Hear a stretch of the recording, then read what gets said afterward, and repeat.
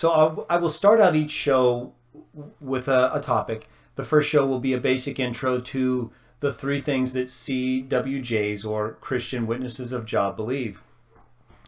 And then from there we'll take questions, or I'll bring up questions if I don't get them rolling through the way I want to on the Twitter or Periscope. Then I get questions all the time, so I'll be happy to fill in a few while we get things set up. So CWJ, Christian Witness of Jah, what we do is we focus on three things. We're people who have either been around religion for a good amount of time, or who have studied it and come to realize that, as well-meaning and as good as many groups are, they often get caught up with a bunch of different issues. And sometimes, and often, in fact, I would say those issues can be divisive, but yet the importance of the issue doesn't, in our view, the view of Christian Witnesses of Jah, merit the kind of division or distraction from the great message.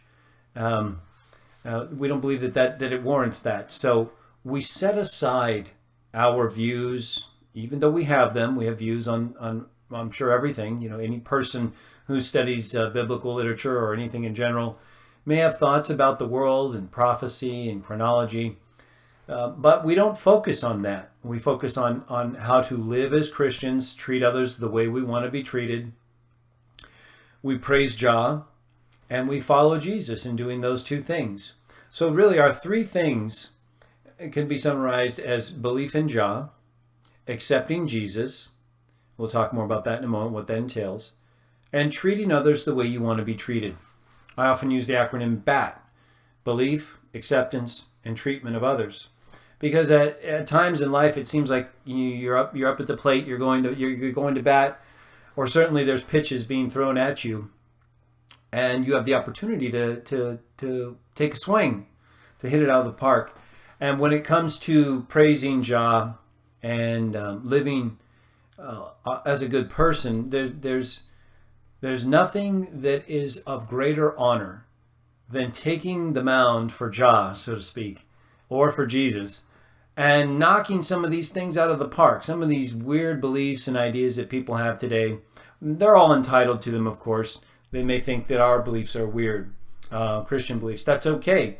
I don't base my beliefs on what other people think. I listen to other people. I take their opinions. But I base my belief, and other Christian Witnesses of Jah base their beliefs, I know, on the best available reasons. What we believe, we have the best available reasons to show. And so when it comes to Jah, we don't start with Jah. We don't start with the Bible to prove our belief in the Bible or in the biblical God. We start with life. We start with what we can show. We know we're alive, we're here now, we're living. There are various forms of life, and there have been at different times in Earth's history. So we know life is here, and we believe we can show scientifically that life only comes from existing life, contrary to what a lot of scientists would have you believe. And they would have you believe that life is an accidental formation, and that it has mutated and accidentally, essentially resulted in the formation of all these different species that we see today and that we have fossil evidence of in the past. So we start with life and what we can prove about life, and that it is something that always comes from existing life. There's never an exception. There is no example of something non-living coming to life. Now, there are examples where intelligent beings like humans, can resuscitate a person or generate, in the case of some experiments, compounds like amino acids. So you have a famous experiment in the 1950s done by Miller-Urey, two scientists that put together an apparatus, controlled the conditions, and generated an amino acid. And they used this to try to show that the accidental formation of amino acids was possible. And they believe, of course, that amino acids are the building blocks of life, which you commonly hear even though it's not true. Amino acids don't build life. Amino acids are the building blocks of protein and other physical properties, materials within our body that amino acids can be a part of. But they themselves never build life. You could have a human corpse that just died. It has all the amino acids that it had when it was alive, but now it's dead. And there's no life.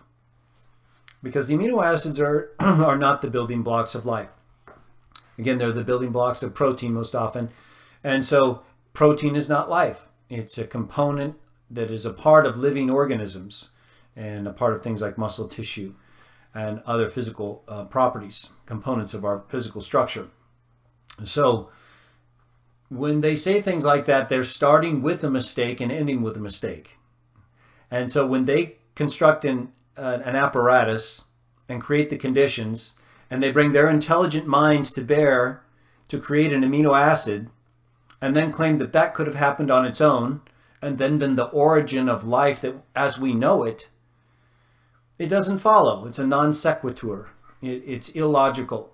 And it doesn't make any sense from a scientific standpoint, because they're not only excluding themselves, the ones who put together everything necessary for the very experiment they conducted, which is essentially a smaller scale version of what we say Jah did, but they are actually misrepresenting what the formation of that compound could have led to. Even if we were to grant that somehow an amino acid were to form on its own, it would still have to have the conditions and properties that Miller-Urey put forth. But if we somehow were to exclude Miller-Urey and start with this premise that amino acids could form accidentally, that still wouldn't be a basis for concluding that life could form accidentally. So you have mistake compounded with mistake, and it just gets worse. So, but it can be difficult. It can be difficult for people to recognize from such intelligent people that this kind of mistake is actually happening. But it is. And you don't need to be a genius to see it. You just need to stop and think about what they're actually saying. Because if a scientist, or anybody for that matter, claims that something is true, and they can't break it down for you, they can't explain it in simple terms so you can either say yes or no or ask a follow-up question, then there's something wrong. They're either not as smart as they say, or they're wrong. Because if you're really smart and you understand something and you're trying to communicate it to somebody, then there should be no problem. It should simply be a question of whether or not you have demonstrated your view is adequately supported by the best available reasons. That's not what Miller-Urey have done, or what scientists since them have done. They do just the opposite. They present these good reasons for why an intelligent life would be necessary to create an apparatus, the universe, the structure within which things are made, and then control the conditions until things come about the way you intended. So the very experiment that has been used to try to support the view that things happen accidentally, such as the formation of amino acids, is actually proof that you would need an intelligent source, and that intelligent source would have to create conditions that would then result in the intended life form. That's what we see all around us. And when you look at the life forms that exist today and in the past, they are perfectly suited for their environment. There's nothing out of place. There's not these half-formed mutated creatures that are just working their way through evolution. Everything is perfectly symmetrical. Everything is well suited to its environment, capable of reproducing within its own species. And so we have good reasons all around us. Faith is never just belief absent good reasons. It's never that way. Anyone who tells you faith, I believe in God because I have faith, or science is based on reason and faith is not, is completely mistaken at best, and at worst intentionally deceiving, because there's no such thing. There's no example in the Bible about a person doing something out of blind faith.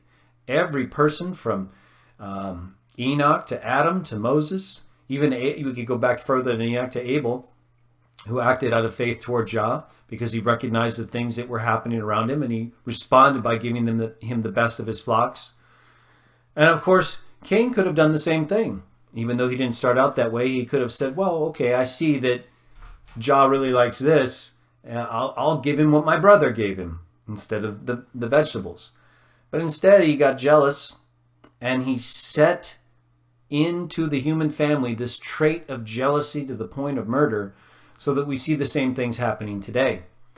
Now, that account is important on multiple levels, because then when we come forward to Jesus, so when we start with life, before we get to Jesus, we start with the belief that we can prove scientifically that life is eternal, because we're here now. And so we can show that life is eternal because life only comes from existing life, and that it is intelligent based on all the symmetry, the complementary features of creation to its environment. When you look at everything that's actually made, it has a design and purpose, from the earth to the layers of the heavens and sky, to space, to the planets, the moon, the solar system, galaxy. They're all structurally fit for their purpose. You could go on a cellular or an atomic level.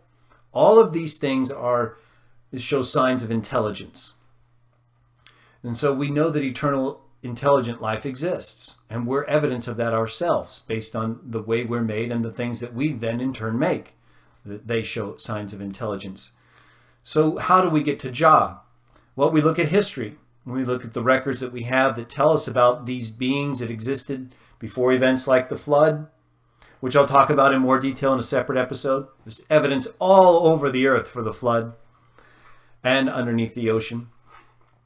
But when we look at history, we can see these different empires and kingdoms. When you look at the post-flood world, because we don't have a whole lot of the pre-flood world, we have some places. I'll talk about those later. But when you look at the post-flood world and the records that were kept from the time when Noah landed on Mount Ararat in eastern Anatolia, the region of Turkey today, where there are 1 million graves at the base, showing that a civilization collected there, that then migrated further south into the region of Sumer and Babylonia, and further south into Egypt, and then eventually throughout the various islands and regions of the world. But these areas, all in the post-flood world, the cradle of civilization, well, it really isn't even Sumer. It's really eastern Anatolia in the region of Ararat, where Noah descended, and where you'll see again through ground-penetrating radar millions of graves near that location. And also near the location of Mount Ararat is Göbekli Tepe, which if you look up Göbekli Tepe, you're going to see that it's being unburied from sand. And they keep saying that the people who made it buried it. Well, who would bury a massive site like that in sand? They said the same thing about the Sphinx in Egypt. To me, it seems pretty obvious that the flood waters and Jah's spirit buried those places in sand. The ocean is what moves the sand.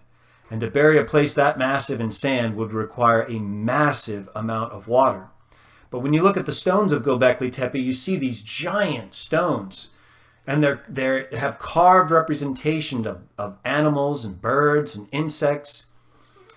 Everything that you see talked about in relative to the story of Noah and the animals that he took into the ark. So why would they have a place like this? In the way that they're circularly structured, it looks to me like it was a holding location. Remember, Noah had 40 years to prepare for the flood. And before the flood, they were able to make structures, massive stone structures that we're uncovering today, far beyond what we could probably build even with our great engineering skills and machinery. So Noah had 40 years to build a dimensionally specified ark. We can read about its dimensions in the account, the type of wood, overlaid with bitumen, a waterproof material. That's the Greek term is asphaltes. And so this is one of the earliest uses of bitumen, which we use out in the street roads today. So this was a very durable structure and capable of carrying multiple quantities of animals, far more than would have been left over by an extinction-causing event that you often hear scientists talk about with these comets and different things. They believe not only life evolved from nothing, but that it re-evolved at least once, if not multiple times, depending on how many extinction events you have.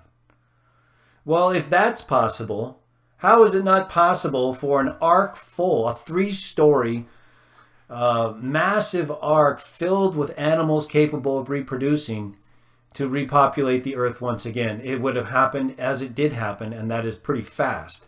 Again, look at the grave sites at the base of Mount Ararat and in that region. You'll see it didn't take very long for humans to begin reproducing. It wouldn't have taken long for animals either. And with the spirit of Jah, which almost everyone discounts, you have that motivating things as well. So, but we try to go based on the reasons that we can show. And that is what we've been talking about in terms of things like Jah, his eternal life, intelligence, why we identify him as Jah in the Bible. Again, it goes to these events, the different accounts that we see recorded in history that we can verify, not only in the Bible, but in other literature and written by others at the time. This is why you have various, over 500 stories, I believe, in various cultures having to do with the flood and persons like Adam and others. So history is on our side. History favors everything you read about in the Bible, from the pre-flood days of people like Adam and Enoch and the giants that lived during those times, to the post-flood world that Noah and his family helped to bring about in response to Jah. And so we look at these events, we look at the records we have.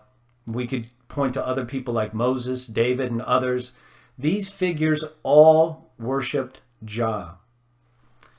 I'll talk more later about why we use Jah versus terms like Jehovah or Yahovah or Yahweh, and whether or not Yahweh is even an appropriate name based on the evidence that we have.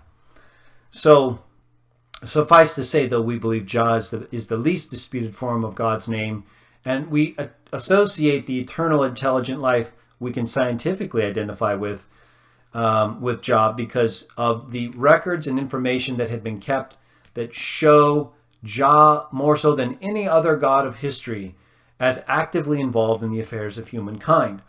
And this is what also leads us to believe in Jesus. So we see Jesus as the one whom Jah foretold, not just in the Garden of Eden when he told all those present after Adam and Eve chose for themselves what to do. I believe the trees were there. The trees were made for them to use, but just they weren't meant for them at that time. They hadn't yet demonstrated that they were going to be obedient and use the knowledge of good and bad right. And in fact, they don't. The very first thing they did after they ate of that fruit was what? They felt they were naked. But Jah did not say they were naked. He didn't tell them it was wrong to be naked.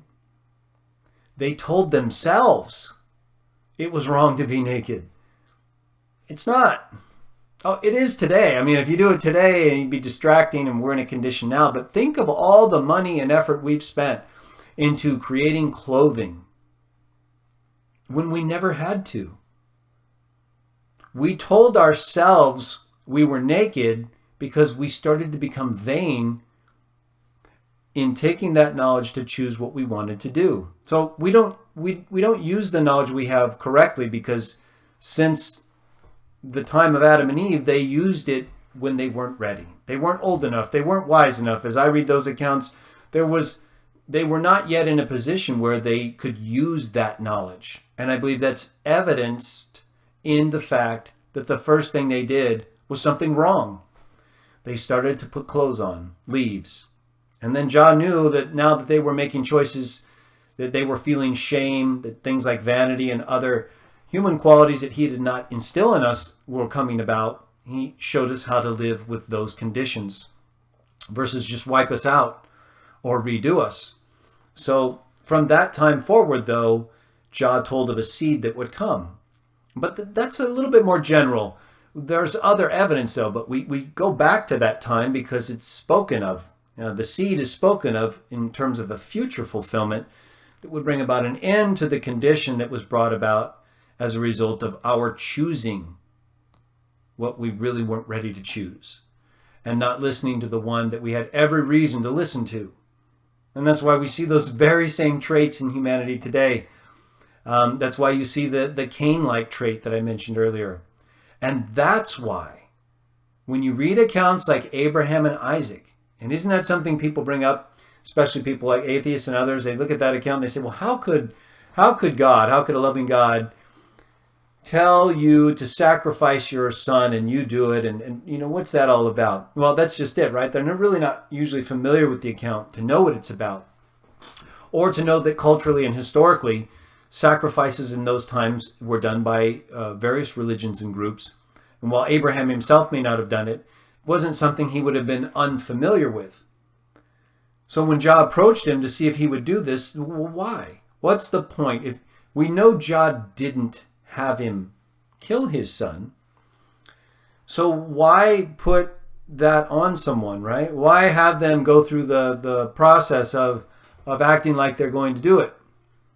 Because he needed that trait to be in the line of humankind that he was going to use to bring forth his son, to show how we were supposed to act from the start. And that is by listening to Jah and not following our own desires. So what do you hear from Jesus over and over again? I come not to do my own will, but the will of the Father. What I teach is not mine. I didn't come of my own initiative. So where Adam and Eve chose on their own what to do, Jesus chose to listen to the Father and do what he said to do, all the way to death without failing.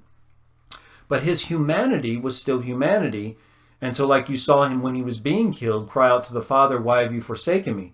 Right? Any person going through torture and pain is not going to feel like that's the time when God's looking out for him. And that's the moment he needed to have that trait of obedience in him, to do what his Father said, even though it was painful, even though it didn't seem right in some sense because of the pain he was going through. He didn't do anything deserving of it. Isaac didn't deserve to be sacrificed. Right? We don't know him well, but Jah didn't let it happen. So again, why have him go through the motion? Because the motion brought about the trait he needed in his son's body in those weak moments at the end when all seemed lost, and that would keep him obedient in spite of the pain and suffering that he endured. So we connect all these things. It's exactly what the writer of Hebrews tells the Jewish Christians of the first century, that he quotes the Psalms and says that Jah prepared a body for me. He's talking about the Messiah. Well, that's what he's talking about.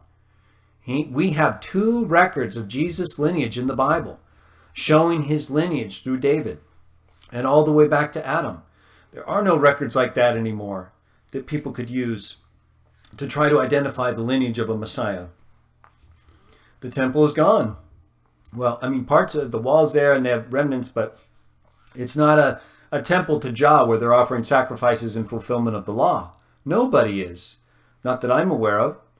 So when we read in Moses about the prophet who would come and who would speak like he speaks and in Jah's name, and when we read about Isaiah chapter 53, the servant who would come and suffer on behalf of many, Isaiah 11 speaks of the Prince of Peace, the mighty God. Micah refers to the one whose origin is from long ago. We have Malachi who speaks of the messenger of the covenant and the Lord who would come. All throughout the Hebrew Scriptures, before Jesus was even born, we have references to the one who would come in fulfillment of the law of Moses, and who would be the seed that that Jah told Adam, Eve, and Satan would crush the devil and everything that happened from that time forward and bring an end to it. That's what we read about in Jesus. He says that's what he came to do.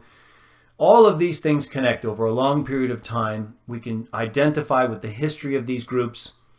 So these accounts, when put in their proper context, all make sense. But we don't expect everyone to start out believing in the Bible and to accept it 100%. That's not the way it works. The Bible is a collection of books. In our view, it's the collection of the best books having to do with the history of Jah and the people of Jah on the earth that he used to bring about these various conditions, and through which he formed the nation of Israel, and then through which he brought the Messiah that fulfilled the law of Moses before the Romans destroyed the temple in 70 AD. And so from that time forward, we've been under the system of forgiveness that Jesus set forward, where if we have faith, and that's not blind faith, that's belief based on good reasons, like we've been talking about, we can be forgiven for the mistakes we make. Because remember, we have knowledge of good and bad like Adam and Eve, but we don't use it the right way all the time. I have clothes on, you have clothes on. And while we may not always have clothes, in society today, we have to, because it would be too distracting. So we don't always make the right decisions. We have to sometimes live with bad decisions, but Jah is understanding in those ways. These are not unknown to him. That's why thinking of him as a father is very important. That's how Jesus spoke of him. And so we accept Jesus as the fulfillment of the one that we identify as Jah, the God who has always existed. And what Jesus taught about how to treat others is that we should do so the way we want to be treated. We keep things simple. 3 things. The belief in Jah I've been talking about, accepting Jesus for the reasons and for other reasons that we talk about, and treating others fairly. So we try not to be hypocritical, although we make mistakes. We don't engage in activity that we know is going to harm people. But at the same time, we realize that there might be people who want to harm us. So we have to look after ourselves and others and do the best we can to stay alert. Remember, Jesus taught us to be as alert as serpents and innocent as doves. So it's not always an easy environment in which to live, but we keep it simple. We don't require people to believe everything we believe in terms of various other aspects of religious life or history.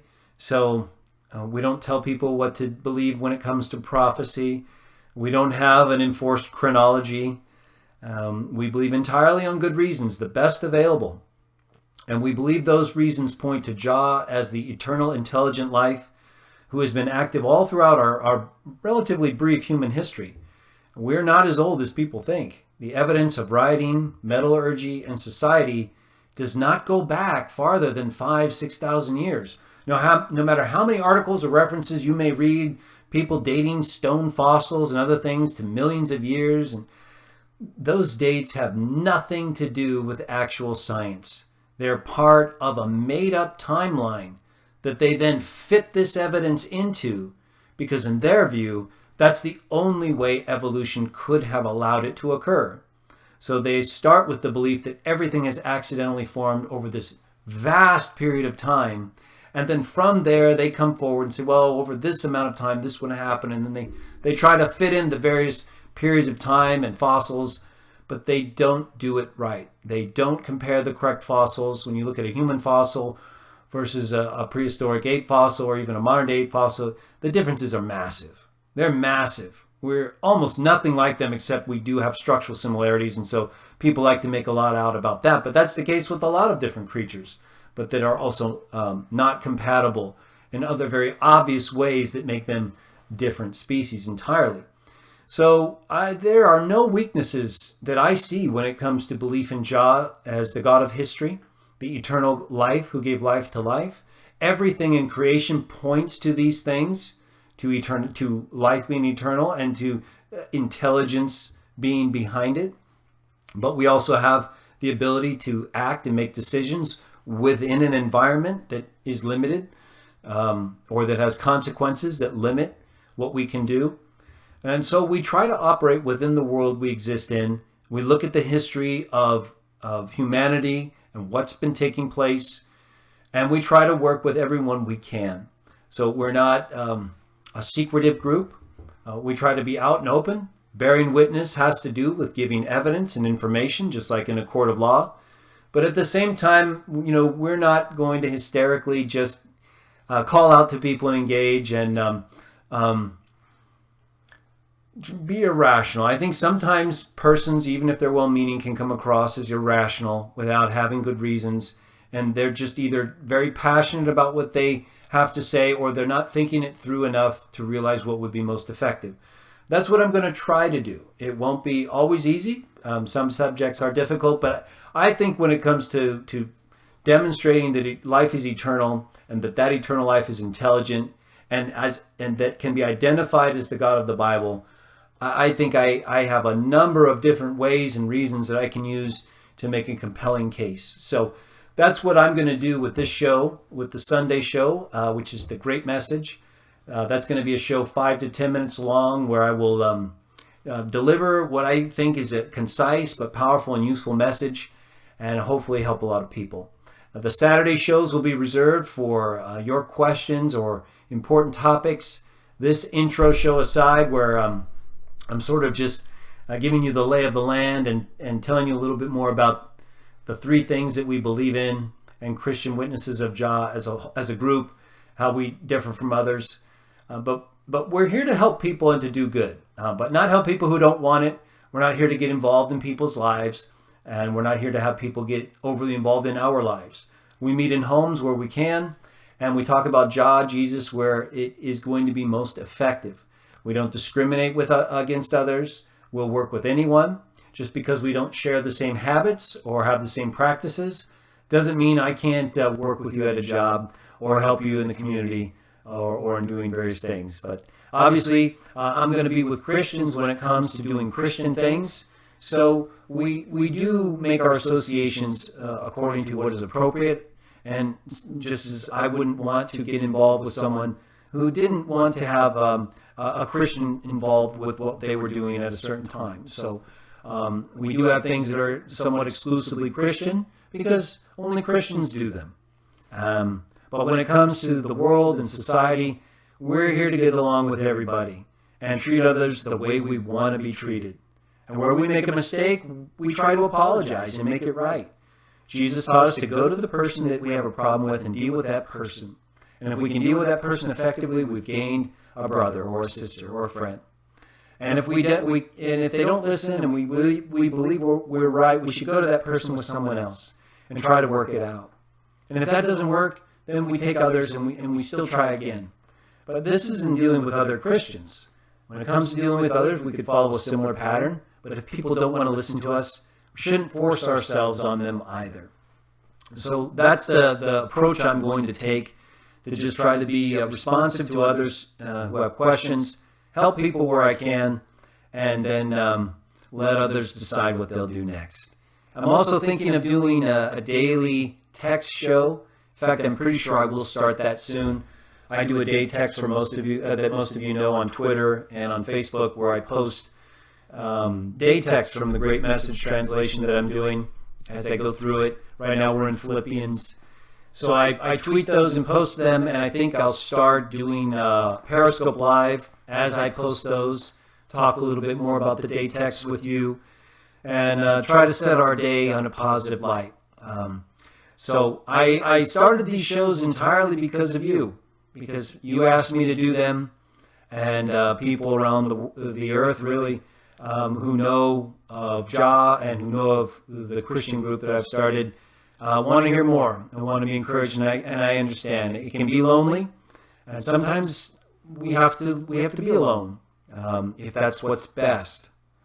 But if we can build an association, bring others together, and help people while we praise Jah and follow Jesus, then that's what I'm here to try to do. So I thank you so much for working with me and being patient during this first broadcast. I had quite a few